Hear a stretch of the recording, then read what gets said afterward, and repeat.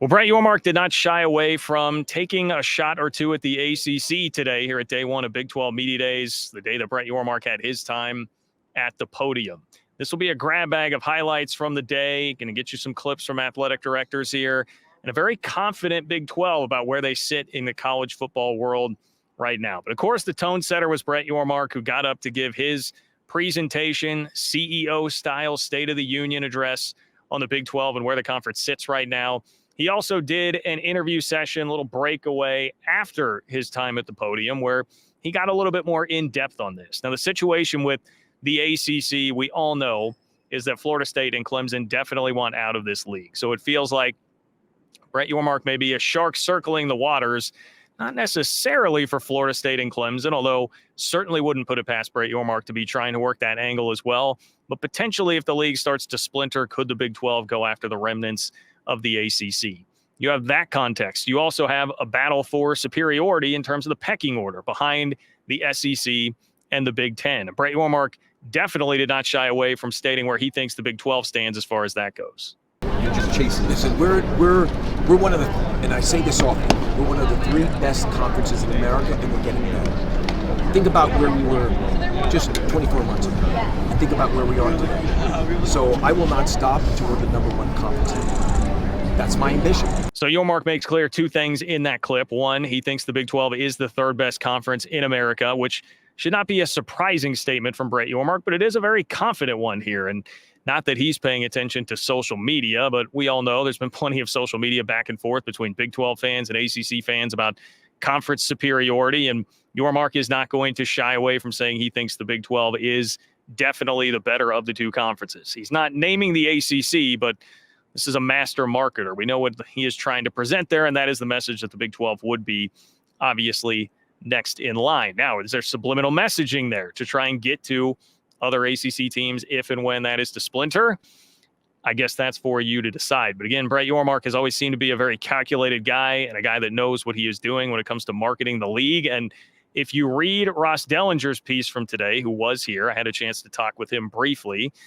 If you read his piece, he compares this in a lot of ways to what happened last year. Last year at Big 12 Media Days, it was Brett Yormark saying they're open for business. There was speculation abound about the Pac-12 and what was going to happen with the Pac-12. And very shortly after that, Big 12 secured Colorado, which started to topple everything else and took the four corner schools.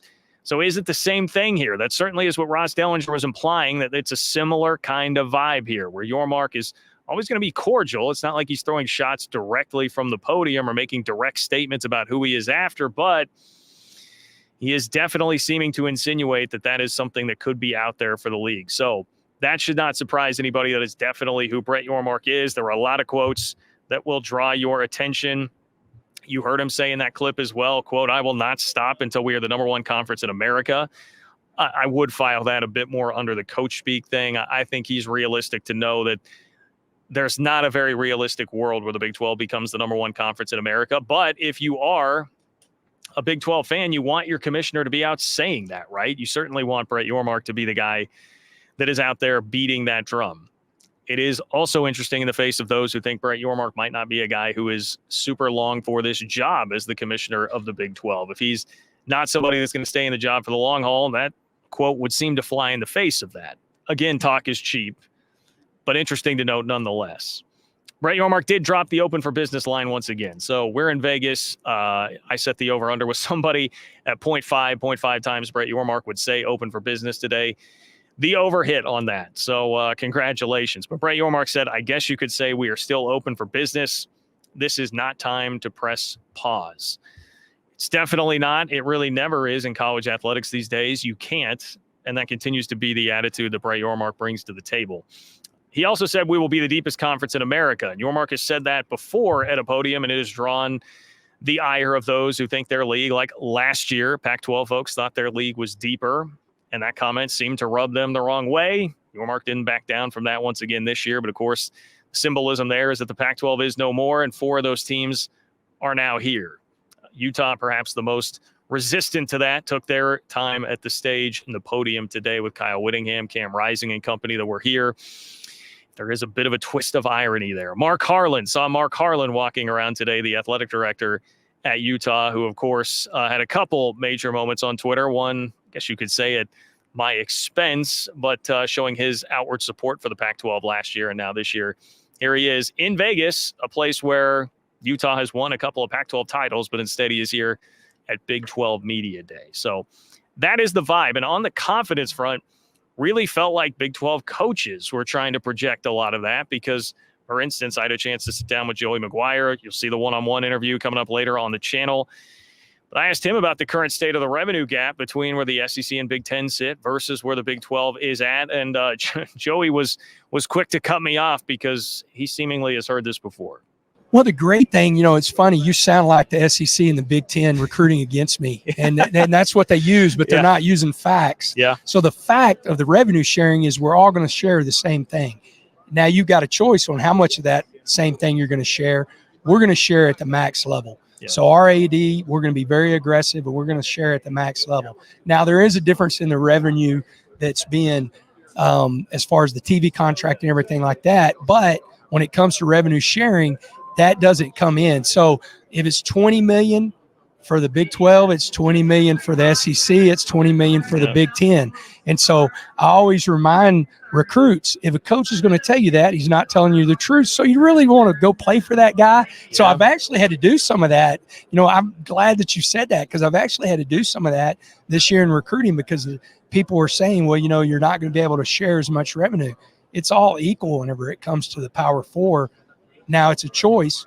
We choose to share at the highest level. Now, look, Joey McGuire is a really personable guy. From sitting here and having a 10-minute conversation with him, it is abundantly clear why he is a great recruiter. And you heard it exactly in that clip, too, everything he is trying to fight off from everybody else right now in the SEC and the Big Ten. But very engaging, and I love his point about that. That is the way you should be doing it if you're a coach right now.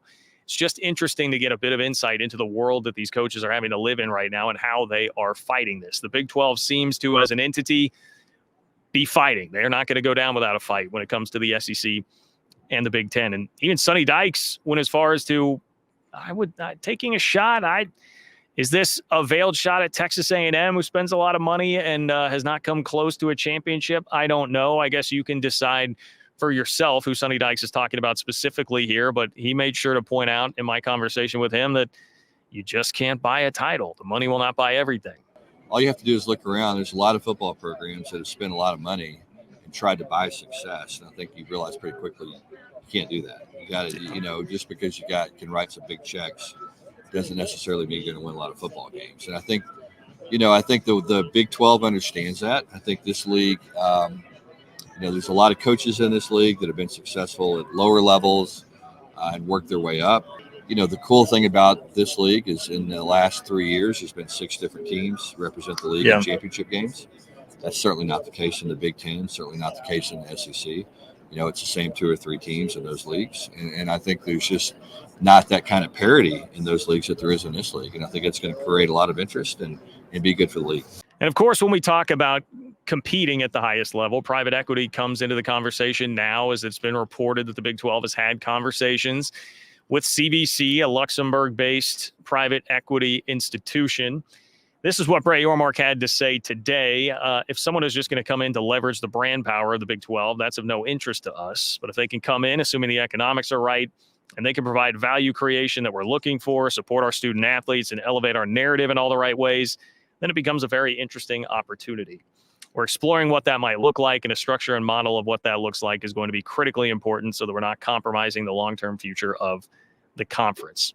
Now, I can add a little bit of context to this. I do think one of the big hurdles to private equity, just from talking to folks today, is going to be the fact that it would require an extension of the grant of rights and potentially a double-digit year extension of the grant of rights for all the schools in the conference. And that, in a world where you're always fighting to get to that Power 2 level in the SEC and the Big Ten, and anybody in this conference would jump at the chance to do that, yeah, that's a pretty big hurdle if you are going to have to do that.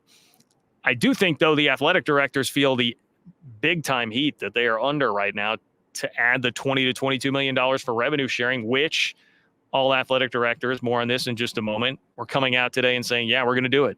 Like, we will do it. The Big 12 is going to make sure that they hit that number. If you're going to do that, it's going to be hard without private equity right now. So I think the athletic directors would very much be on board. You may have university presidents where the resistance is, plus those who would be thinking about signing away the grant of rights for too long here and what situation that could put them in. So I don't think the private equity discussion is going away anytime soon. I think it will take a while to flesh out. I don't think it's anything that is going to happen at the drop of a hat here. There are a lot of moving parts. It's very complicated. There are even multiple entities involved here that they could potentially be talking to. So there's a lot to get sorted out as far as that goes. But as I mentioned to close here, revenue sharing to the highest level, that is one of the questions I really had coming into today, is what would Big 12 leaders say about that $20 to $22 million number? Are all the schools going to be able to hit it? We had seen Jeremiah Donati at TCU come out and say that specifically in a letter to alums. Kirby Hocutt from Texas Tech didn't take too kindly to that, who quote tweeted him on Twitter and said, like, hey, thanks for following in our footsteps. Texas Tech claiming that they were the first to get there.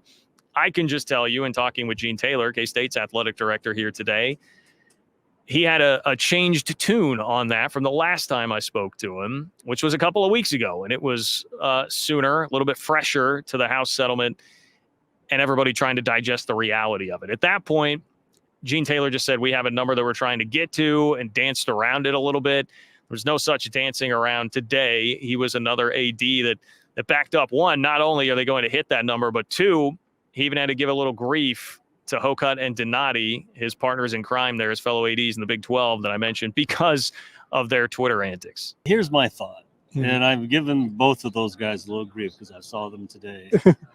I'm like, fellas, that's not like groundbreaking news. We all do that. Now, I guess we can up to that point, but if you don't, you're going to get crushed from a recruiting perspective, right? Think about it. Yeah, so you don't really have a choice. You don't really have a choice. And so I appreciate them trying to be out there in the world of marketing and recruiting, but I'm kind of going, Jeremiah, are you going to do anything other than try to hit the max, you know? So I thought it was kind of funny that they came out with that. But, yeah, we have to, I think, for a lot of reasons. So in summation, just felt like a pretty confident group that we talked to from the Big 12 here today. There will be day 2 of Big 12 Media Days coming up, so make sure that you are locked in on the channel for that. Get you plenty of coverage from around the league. Plus, we'll be trickling out the one-on-one interviews from today that we had, so you're going to be getting this over the next couple of weeks. It will take us a while to get all the way home with all of this stuff. But as I mentioned, continue following, like the video on your way out. That would be amazing if you can do that as well. Click the link in the description if you want to get the Big 12 newsletter that is going out now, Open for Business. Speaking of Open for Business, reason that we named it that. So make sure you get signed up by clicking the link in the description. From Vegas, I'm John Kurtz. We'll talk to you tomorrow for day 2.